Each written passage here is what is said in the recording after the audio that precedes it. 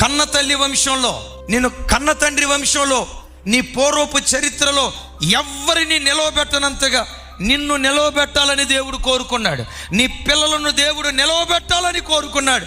నీ మీద దేవుని కొన్న ప్రణాళిక ఎంత గొప్పగా ఉందో, నీకు ఎదురయ్యే శోధనలు కూడా అంతే గొప్పగా ఉంటాయి.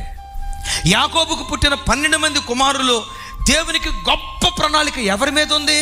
యోసేపు మీదే ఉంది. విచిత్రం తెలుసా? గొప్ప శోధనలు ఎదుర్కొంది కూడా యోసేపే, గొప్ప శ్రమలు అనుభవించింది కూడా యోసేపే.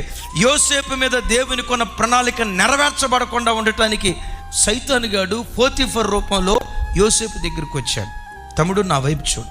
పోతీఫర్ భార్య దగ్గరికి యోసేపు వెళ్ళలా.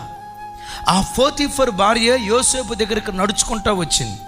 సైతాను గాడు ఏం చేస్తాడో తెలుసా? నీ మీద దేవుని కొన్న ప్రణాళిక నెరవేర్చబడకుండా ఉండునట్లుగా